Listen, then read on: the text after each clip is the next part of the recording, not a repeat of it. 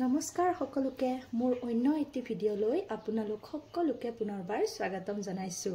আজি বহু দিন হ'ল ভিডিঅ' দিবই পৰা নাই, গতিকে এতিয়াৰ পৰা ভাবিছো কন্টিনিউ ভিডিঅ' দিয়া ষ্টাৰ্ট কৰিম, বিশেষকৈ ৰেচিপি ভিডিঅ' আৰু এনে ৰিলছবোৰ বনাই থাকো। ৰেচিপি ভিডিঅ' দিব পৰা নাছিলো মোৰ অপাৰেচনটো হোৱাৰ পিছৰে পৰা, একেবাৰে ইউটিউবতো দিব পৰা নাই বা ফেচবুকতো নতুনকৈ দিয়া আৰম্ভ কৰিছো। ইউটিউবটো হেনেকেই পৰি আছে, আজি 5 মাহ 6 মাহ হ'ল, গতিকে ভাবিছো আজিৰ পৰা ভিডিঅ' দিম আৰু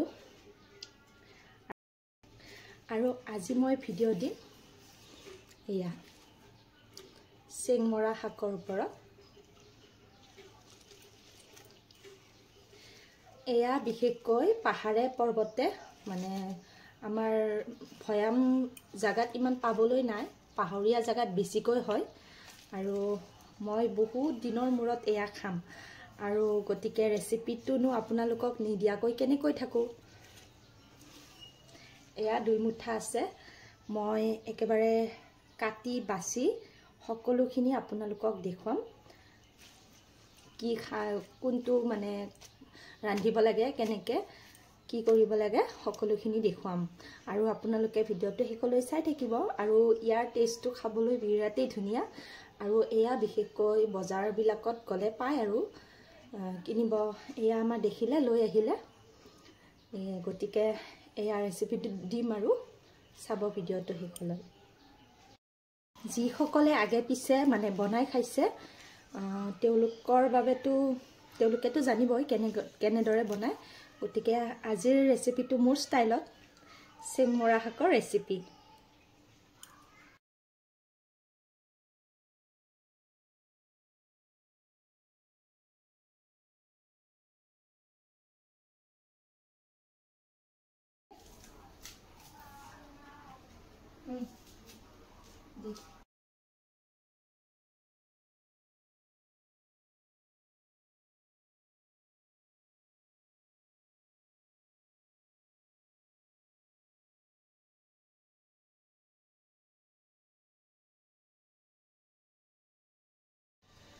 এয়া মোৰ কটা হৈ গ'ল, পাত আৰু ঠাৰি কাটিছো আৰু বাকলিবোৰ ভালকে এৰুৱা নাযায়ে, বাকলিবোৰ এৰুৱাব ইমান নালাগেয়ে।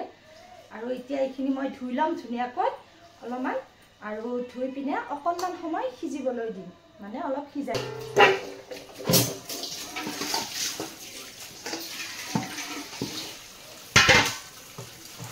আৰু এইবিধ কচুৱে কিন্তু নুখুজাই দেই, কচু মানে কচু বুলিয়ে কওঁ, চেংমৰা শাক বুলিও কয়।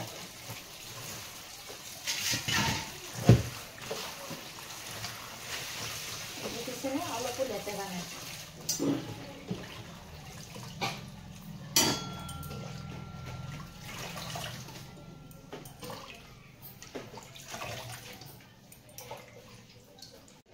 এতিয়া অলপমান এয়া পানী লৈছো আৰু এইখিনি সিজিবলৈ দিম।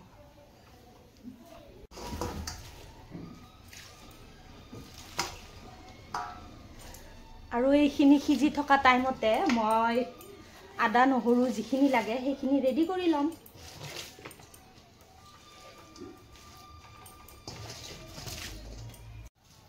এয়া মছলা লৈছো, এয়া আদা আৰু এইখিনি নহৰু, এইখিনি জলকীয়া আৰু এয়া লৈছো পিঁয়াজ, এইখিনি এটা এতিয়া পেষ্ট বনাই ল'ম। এয়া এটা ডাঙৰ আলু লৈছো আৰু এয়া 2টা বিলাহী লৈছো আৰু এইখিনিও আমি ৰেচিপিটোতে দিম। এইখিনি কাটি লওঁ।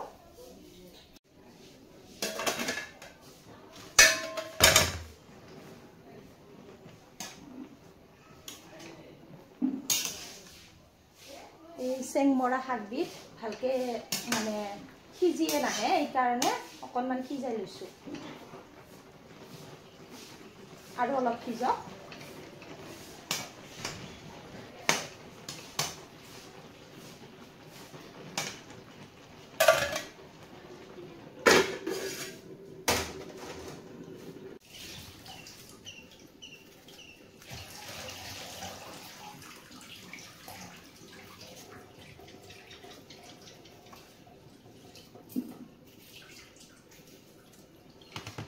এয়া আলু বিলাহীখিনি কাটি ললোঁ এতিয়া গোটেইখিনি যোগাৰ হৈয়ে গ'ল এতিয়া ৰেচিপিটো বনাওঁ এতিয়া এইখিনি সিজিল এতিয়া এইখিনি আঁতৰাই লওঁ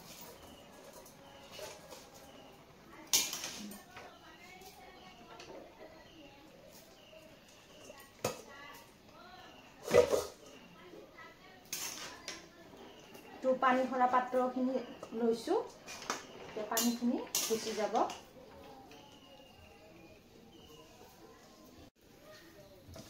এতিয়া ৰেচিপিটো বনোৱা আৰম্ভ এয়া দিলোঁ সৰিয়হ তেল তেলৰ বয়ামটো খালী হ'ল ভৰাব লাগিব এতিয়া তেলখিনি গৰম হওক ইয়াতে দিম মই জিৰা আৰু অকণমান ফুৰণ দিম পাঁচফোৰণ আৰু শুকান জলকীয়া দিম পিঁয়াজ দিম ইয়াত তেল গৰম হৈছে এয়া দিলোঁ জিৰা অকণমান আৰু এয়া দিছোঁ অকণমান ফুৰণ আৰু এয়া দিছোঁ দুটা শুকান জলকীয়া আৰু ইয়াতে দিম এটা ডাঙৰ পিঁয়াজ কাটি লৈছিলোঁ আৰু এতিয়া এইখিনি অকণমান ভাজি ল'ম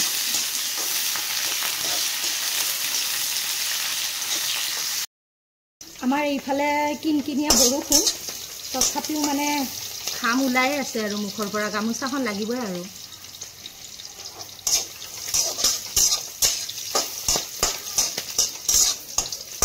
বৰষুণ দি থাকিলেও গৰমটো কম নহয় আৰু ৰ'দ দিলে আৰু কিমান গৰম লাগিব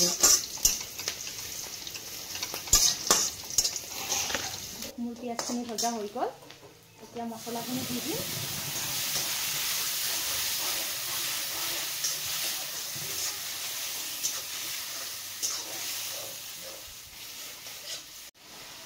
মছলাতে মই প্ৰয়োজন অনুসৰি নিমখ হালধিখিনি একেলগে দি দিম এয়া দিলোঁ সোৱাদ অনুসৰি নিমখ আৰু এয়া দিলোঁ হালধি গুড়ি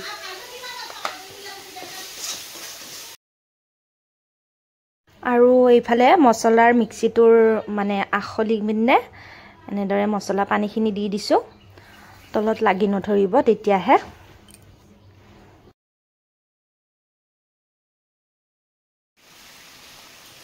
এতিয়া ইয়াতে দিম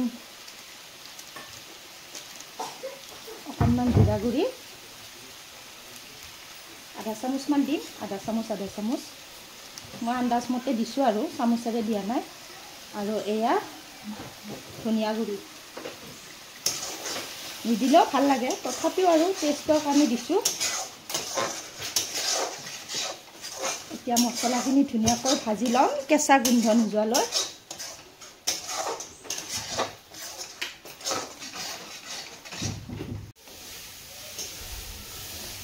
এইফালে আমি দুজনী তাইও সেইফালে কিবা বনাই আছে সেইটো ৰেচিপিও দিম বুলি ভাবিছোঁ ৰ'ব দুলুমফুক শাকৰ মই মানে দুলুমফুক শাক ভাজি খোৱাটোহে গম পাইছিলোঁ ইয়াতে আহিহে দুলুমফুক শাকৰ বহুত কিবা কিবি ৰেচিপি মানে জানিবলৈ পাইছোঁ দিম আৰু কেতিয়াবা আলুখিনি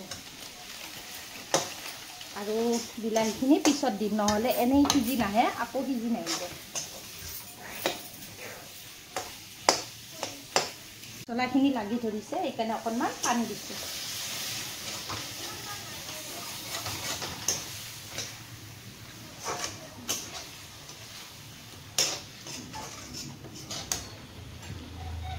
আৰু এতিয়া দিম আমাৰ মেইন যিটো ৰেচিপিৰ মেইন এয়া হৈছে নামটোৱে পাহৰি যাওঁ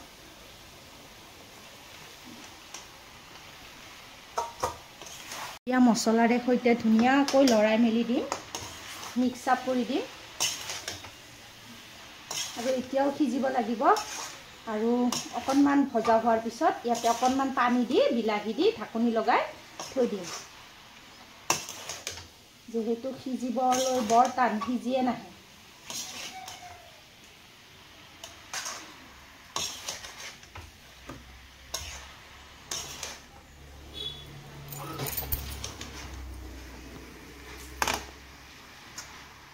আৰু জুইটো মিডিয়াম ফ্লেমত ৰাখি থৈ দিম যাতে লাগি নধৰে।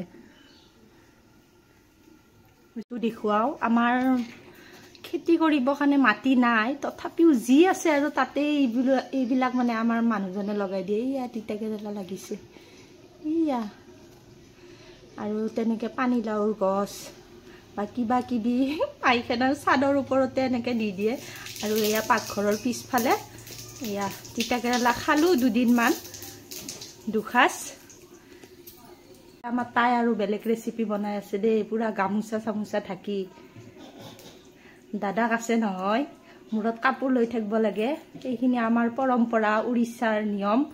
সেইকাৰণে আৰু গামোচা থৈ দিছে, কেতিয়া আহি যায় পাত্তা নাই। সেইকাৰণে গামোচাখন এনেকৈ লৈ থাকে বুঢ়ী মানুহ নিচিনা। মই অৱশ্যে নাথাকোঁ, ময়ে ডাঙৰ, তথাপিও আৰু এয়া তাইও ৰেচিপি বনাই আছে, সেইটোও দিম আৰু কেতিয়াবা, দুলুম শাকৰ।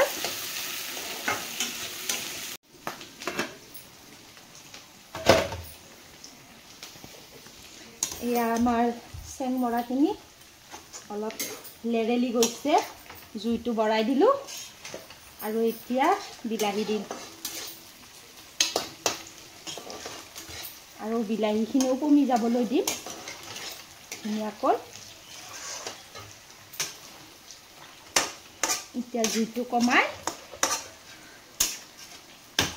ঢাকনি লগাই থৈ দিম।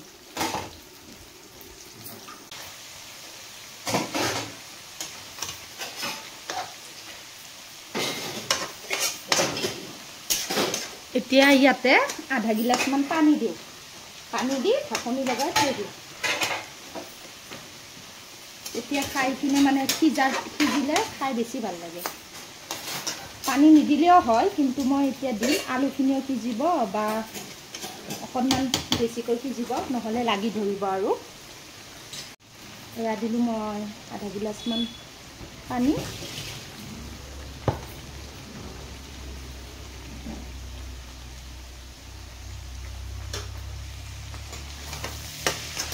আৰু ইয়াত ঢাকনি লগাই থৈ দিম, আৰু পানীখিনি যোৱাৰ পিছতে আমাৰ ৰেচিপি খাবলৈ ৰেডি।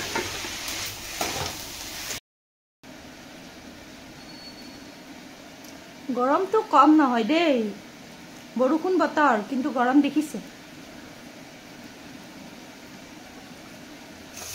এয়া আমাৰ ৰেচিপি ৰেডি, চেংমৰা শাকৰ ৰেচিপি। খাবলৈ বিৰাটেই সোৱাদ লাগে, টেষ্টি লাগে। ইমান ভালদৰে নিসিজে বুলি কৈছিলোঁ নে, দেখিছেনে? মানে ঠাৰিবিলাক এনেদৰে থিয় থিয় হৈ থাকে। আৰু এয়া দেখিবলৈ কেনেকুৱা লাগিছে বাৰু?